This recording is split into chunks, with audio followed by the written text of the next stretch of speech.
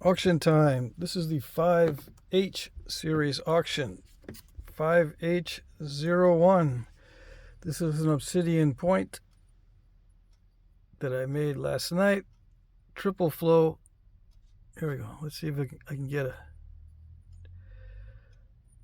a view of the transparency. It doesn't have much color in it, but there is red and black through these bands. Most of it is smoky, clear, triple flow obsidian. I tried to thin this down as much as I could because I'm practicing both with small points and with obsidian right now. So I probably could have taken a few more flakes, but you know how that goes. All right, so yeah. There's only one thing that I did that was a mistake on this, is that crack right there. See that crack in there? I don't know if that's original to the stone or if I did that. But there is that crack there. Okay? Otherwise, there's no defects in the material. Yeah. Alrighty. Let's see, how long is it? 3.5. Okay, yeah, triple flow obsidian. 5H02 heat treated Texas chert. This is a Perdue style point. Serrations or serrated.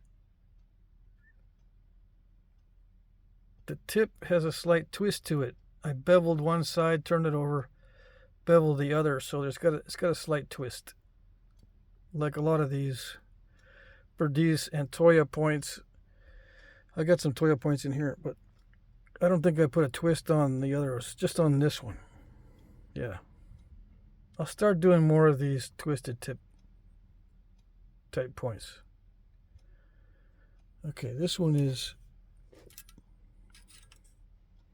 2 3/8.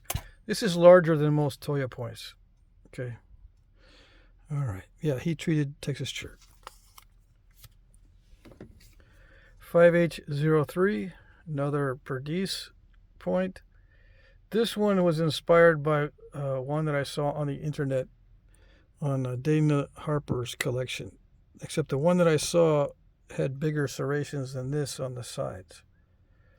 And as you can see, they're not symmetrical, but it kind of looks cool when it's not symmetrical, I think.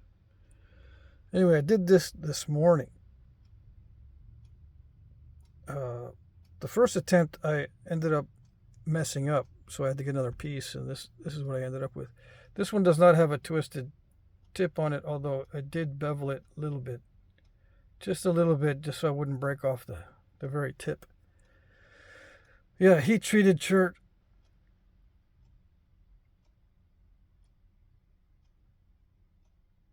Probably Pedernales type chert.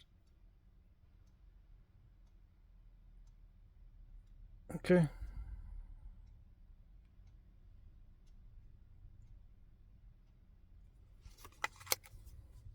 How long is it? 2 inches exactly.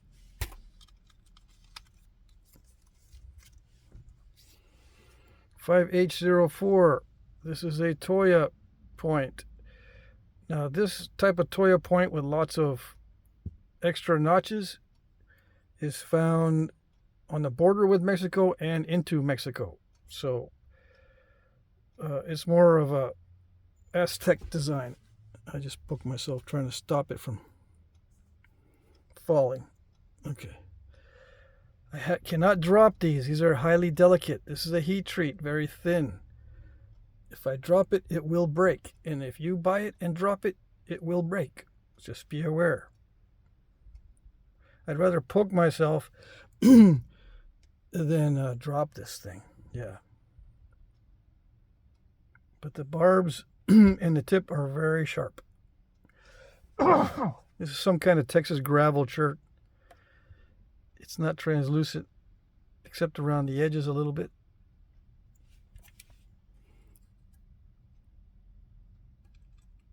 2 1/4, a little bit over 2 1/4 inches. Okay. Can you see the...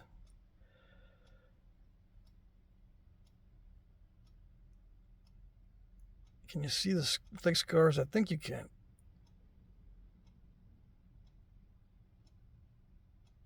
All right.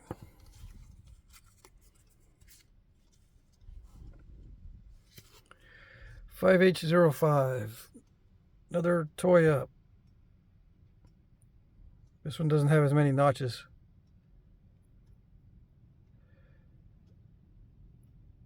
This one is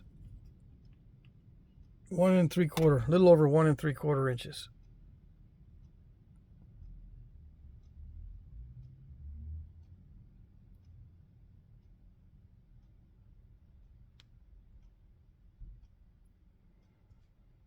So yeah, same deal, extra notches. I guess I can call this a southern Toya point, southern style, you know. There are many different styles of Toya points. I don't know what you would call this. There might be a special designation that I don't know about. But I think these are cool with the extra notches. Okay.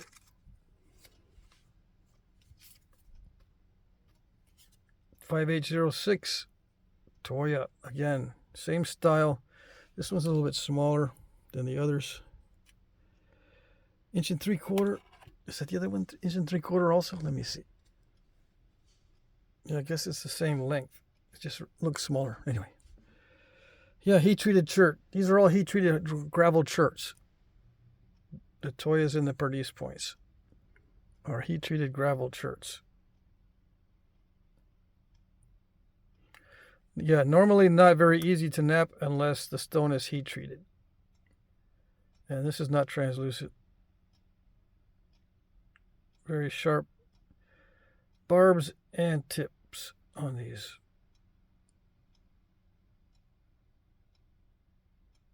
Okay.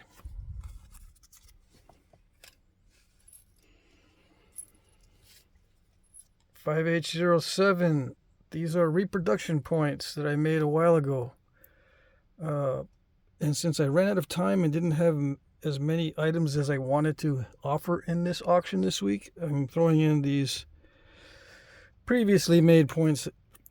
These are reproductions of real points. Okay. I don't know if they're made from the actual material that they were made from, especially this one. I don't know what the material is. This one is taken from an illustration of an arrow. This is not in a collection that I saw. This is on an arrow that I saw in a book about Native American arrows. All right. And I scaled it according to what it said the measurement was in the drawing of the whole arrow. So I scaled it. So this is, I don't know what type this is, but it's a reproduction of one that I saw in a drawing. Okay. This is a reproduction of one I saw in a drawing as well. This is from the Southwest. I don't know. I think it might have been an Anasazi type arrowhead.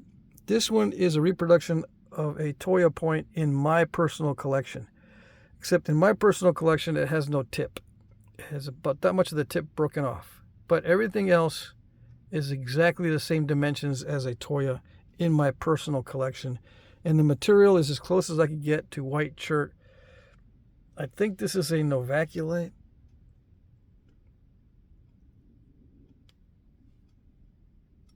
Yeah. I cannot get white chert. So I'm using other things like novaculite and stuff. I think this is a novaculite. But, and if it is a chert, it's not white, it's gray. It's very light gray. Okay. This one is a reproduction of a point that I saw in a photograph. I don't know what style this is. I don't know what it's called, but these are interesting because they have such narrow space between the notches. And I think that's designed on purpose to snap off in the wound, and these were used for warfare or something. Yeah. Okay, so these are all offered together under the same item number, 5H07. Well, let me see. Just because people are going to be curious, how do how much do these reproduction arrowheads actually weigh? That's a good question. That one doesn't even register. Okay, 4 grains, not grams. It barely registers. It starts out at 0. Yeah, it's between 2 to 4 grains, I would imagine. This has trouble measuring stuff under 5 grains. All right, this one is 16 grains, not grams, but grains. 24 grains.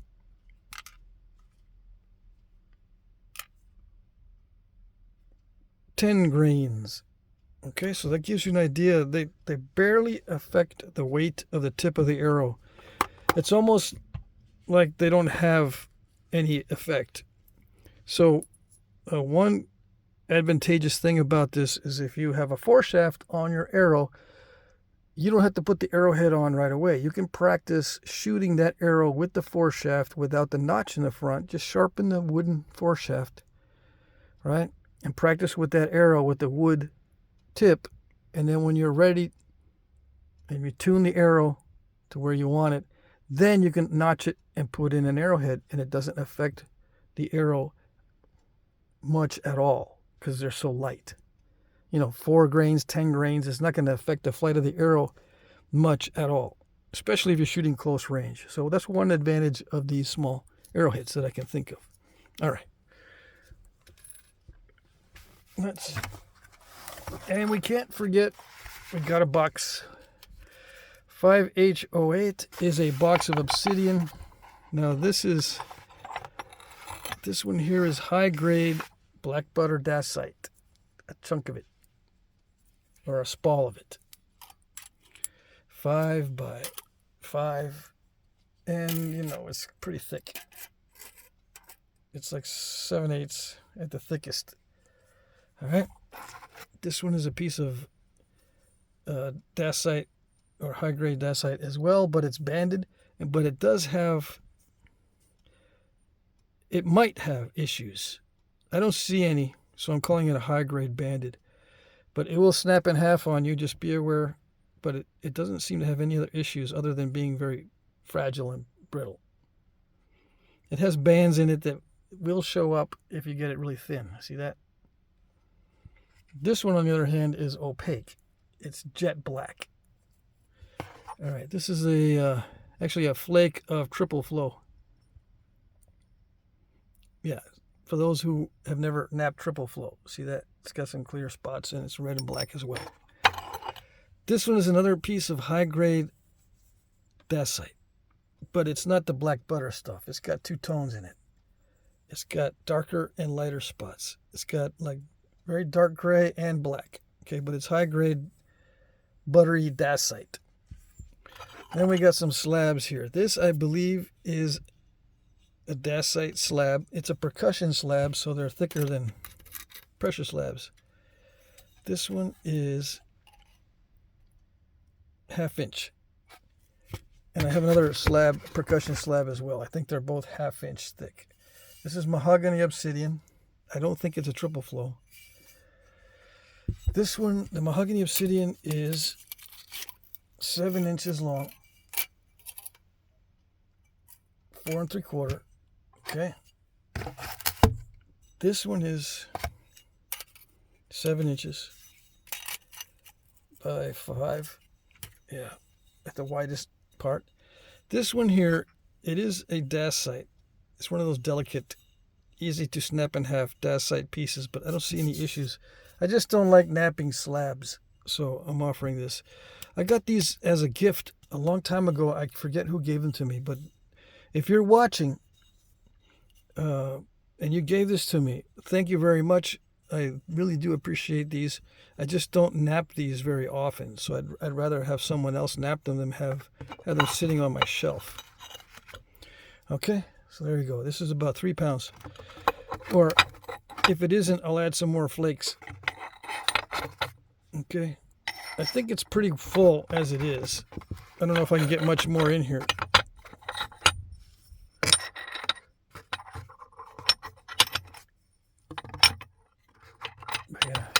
when there's big chunks and spalls, it's usually around 3 pounds. Okay, for a small flat rate priority box. Come on. There it is. Okay, that's it for the items for this auction. Now I'm going to read off my cheat notes for the rules. Okay, these are my cheat notes. There's a better description of the auction in the description box below. There will be an auction every Monday, no matter what. This morning I had a little mishap. My dad fell, and we had to do a few things. It took some time, but I don't think this auction will be late. Hopefully, this auction will post on time. But so no matter what, even if there's mishaps and stuff, and if it's a holiday or whatever, I'm having an auction every Monday. Sometimes it may be late, but it always ends at 9 p.m. Eastern. I'll get to that later. Please look at my previous auctions to see how they work. If you're not able to reply or comment, you will not be able to bid. Okay? I can help you if you're having trouble. I can also enter your bid for you if you email me. Okay? Auction 3J has a demo on how to bid. I just recently received an email from someone who doesn't do, quote unquote, I don't do the comments or social media or replies or reading the comments or anything. So there are people who have no idea how this works. If that's the case, you won't be able to bid. All right, just be aware. All right. And you can email me though if I see it in time. That's the thing. Emailing, I might not be able to see your messages, or they might end up in a spam folder. So it's not such a good idea to try to bid that way. But it can be done, just in case. All right. Bid in the comment section under one of my pre-populated comments. My pre-populated comments will contain the item number, timestamp where the item appears in the video, and a short description. Yeah, I'll add comments in the comment section that have the items in the comments. You comment under my comments. And your comment under my comment is your bid. People who have done this before, they know what I'm talking about. If you've never done it before, it's as clear as mud. So just look to see how it works. Look at my previous auctions. Look in the comments section. It's probably easier to look and copy what it looks like in the comment section than to have me try to explain it to you. Okay? All right. I will like your comment if I see it. It's very important. I will hit the like button on your comment if I see it. If there's no like on it, it means either I'm busy or I haven't checked. Okay? I will check more often as the auction nears to the close, or becomes closer to the close of the auction. All right. Sometimes comments are not always visible. Yeah, that's another thing too. One reason why you might not have a like on your comment is because I can't see it. YouTube has glitches like that. Not everyone can see all the comments. All right. And it has happened to me before that the only time that a comment was not able to be seen by one of my commenters is in my auction. It's the only time they've ever had a problem in 20 years of being on the internet that their comment was never seen. So just be aware. All right. It may take a while for me to like your comment, but as the time approaches the end of the auction, I will check more frequently. Yeah. All right. Try not to bid at the last minute. Please be aware that I'm using YouTube's time tracker and it's not always accurate. I use this time tracker because it's what everyone sees. All right. I hope you understand what that means. But if you don't, YouTube puts a little timestamp on your comment to show how old it is or when you commented. I use that as a time tracker, but it's not always accurate. Sometimes it can be late. It can show that you are late even though you're not late. If you are late on your last minute bid, your bid will not count. So please be aware. So try not to bid at the very last second. You know, you're taking a risk. Okay. Shipping is free in the U.S. International shipping is discounted but not free. I will add $10 for a lightweight package and $20 for a heavy package. This is a simplification and a change from previous auctions. Yeah. So I will determine if it's light or heavy. And in our email communication, I will tell you, or I will let you know that I'm adding $10 or $20 to your package because you're an international bidder. Okay? All right. I will provide tracking numbers. I accept PayPal, which is my preferred method, Venmo, Cash App, checks, or money orders, or a payment via electronic invoice. You can pay with a credit card if I send you, or a debit card, if I send you an electronic invoice to your email. So that's an option. Winners will be announced at 9:01 p.m. Eastern Time. But pay attention to your time zone. It's different for other people. If you're in a central time zone, it ends at 8 p.m. If you're in the mountain time zone, it ends at 7. If you're in the Pacific time zone, it ends at 6. Okay? The auction ends at the top of the hour, but I start checking at 1 minute after. All right? You will be notified in the comment section if you are the winner. Please email me your info if you are new. Okay, it's very important. If you're new and you win, you need to email me your real name, your YouTube name, your address, and your preferred method of payment so that we can get everything worked out in the emails or via email. Okay? All right, so I'm kind of in a hurry today. Hope you guys had a good weekend. I hope you liked the items, and good luck.